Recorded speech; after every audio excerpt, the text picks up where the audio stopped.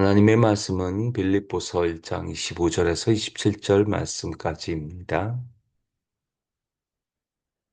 내가 살 것과 너의 믿음의 진보와 기쁨을 위하여 너희 무리와 함께 거할 이것을 확실히 아노니 내가 다시 너희와 같이 있으므로 그리스도 예수 안에서 너희 자랑이 나로 말미암아 풍성하게 하려 함이라. 오직 너희는 그리스도의 복음에 합당하게 생활하라. 이는 내가 너희에게 가보나 떠나 있으나 너희가 한 마음으로 서서 한 뜻으로 복음의 신앙을 위하여 협력하는 것과 아멘.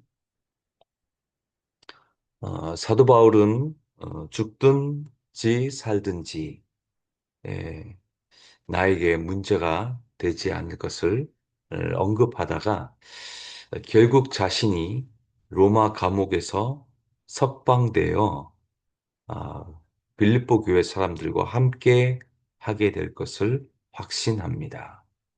25절, 26절 말씀을 보면 내가 살 것과 너희 무리와 함께 거할 이것을 확실히 아노니 내가 다시 너희와 같이 있으므로 그러니까 사도 바울은 하나님이 자신을 로마 감옥에서 석방시켜서 빌립보 교회 성도들과 함께 거할 것을 확실히 안다고 말합니다. 어떻게 이렇게 확신할 수 있을까요? 아마도 하나님은 사도 바울이 아직도 가야 할 길이 많이 남아 있음을 알려 주었을 것 같습니다. 그래서 어제도 살펴보았지만 그가 달려가야 할 길이 남아있고 표대를 향하여 위에서 부르신 상을 향해 계속 앞으로 전진해야 함을 사도 바울은 알았을 것입니다. 참 이런 것이 신앙의 민감성이지 않을까요? 주님 안에서 확신할 수 있다는 것이 이게 신앙의 진면목일 것입니다. 신앙의 분별력이기도 합니다. 내가 가야 할지, 멈춰야 할지, 내가 어떤 길을 선택해야 할지, 이런 것들에 확신이 서는 것만큼 축복된 일이 어디 있겠습니까?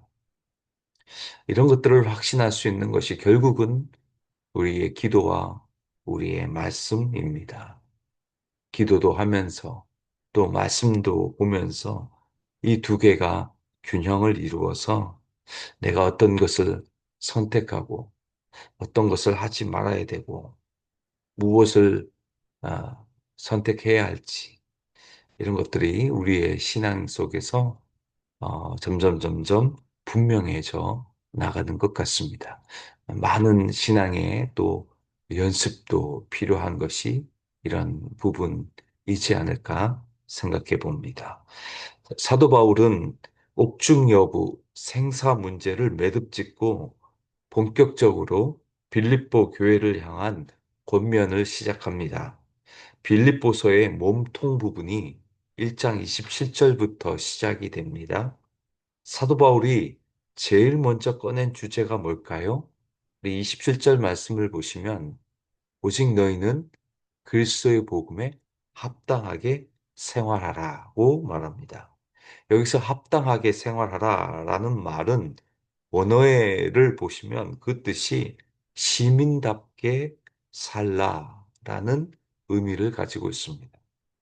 빌립보서를 이해하는데 중요한 관점 중에 하나가 빌립보 지역은 바로 로마 시민권을 부여했던 지역이었습니다.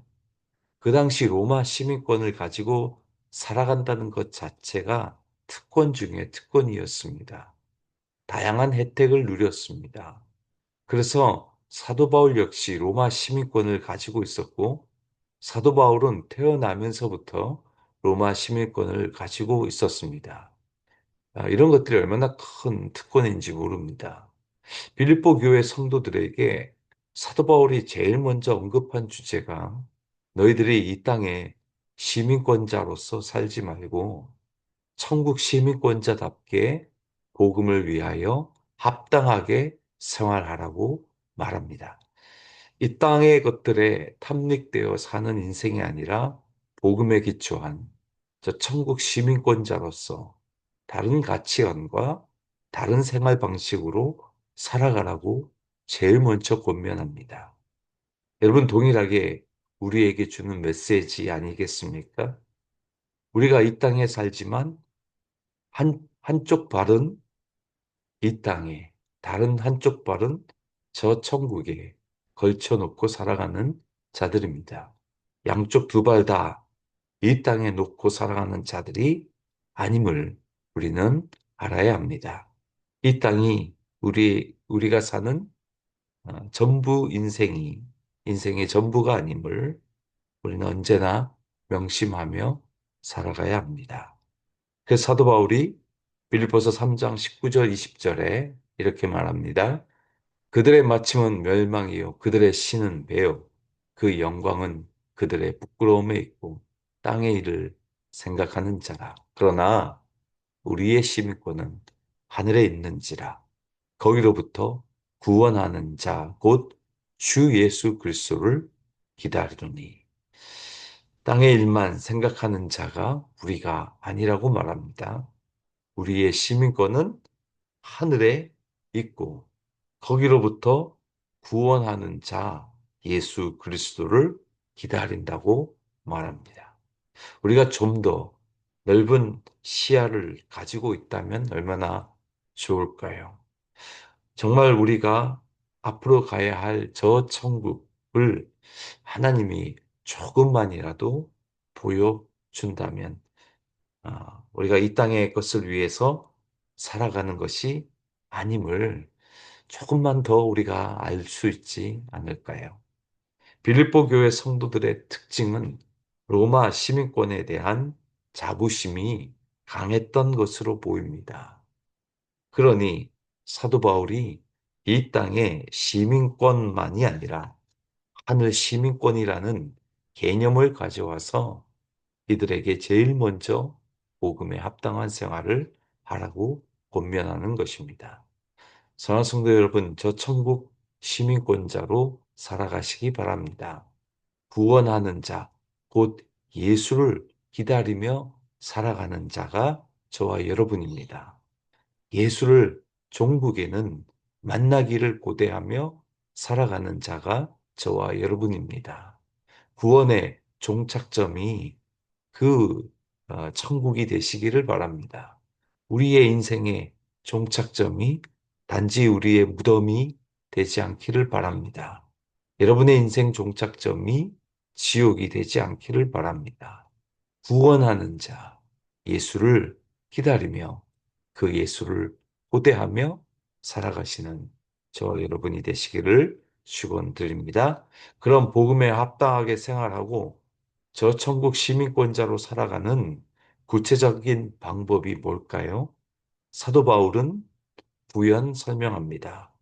27절 하반절을 보시면 이는 내가 너희에게 가보나 떠나 있으나 너희가 한 마음으로 서서 한 뜻으로 복음의 신앙을 위하여 협력하는 것과 너희가 한 마음으로 한 뜻으로 굳게 서서 복음의 신앙, 즉 믿음을 위하여 서로 협력하라는 것입니다. 여기서 협력하라는 것은 함께 싸워 나가라는 것을 의미합니다. 여러분, 신앙생활은 절대 혼자서 못합니다. 함께 서고 한마음 한뜻으로 함께 싸워 나가야 합니다. 함께 한마음으로 한뜻으로 협력해야 이 땅에서 천국 시민권자로 살아갈 수 있습니다. 여러분, 천국 시민권자로서 그 같은 뜻과 같은 가치관을 서로 나누고 서로 이야기하고 함께 힘을 보태고 살아가는 일만큼 중요한 일이 어디 있겠습니까? 같은 코드가 맞고 같은 뜻을 가지고 그렇게 살아가는 자가 여러분의 동료이고 친구라면 얼마나 이것이 복된 일이겠습니까? 그래야 이 험한 세상 가운데 서로서로에게 힘이 되지 않겠습니까? 그래야 좌로나 우로나 치우치지 않습니다. 여러분의 아내와 남편, 더 넓게 여러분의 교회가 한마음, 한뜻을 품고 이 땅에서 이 복음의 신앙을 굳게 지켜 함께 싸워 승리하며 살아가기를 원합니다. 이것이 사도 바울이 빌립보 교회에게 복음을 위한 합당한 생활을 할 것을 권면하는 것입니다. 여러분, 예수님을 다시 만날 때까지 착하고 충성되었다는 칭찬을 듣고 결국에 우리의 신앙의 종착점이 저 천국에서 예수 품에 안겨서 그렇게 결론 맺는 귀한 복된 신앙의 삶들을 지금도 살아가시는 저와 여러분 되시기를 주님의 이름으로 축원드립니다.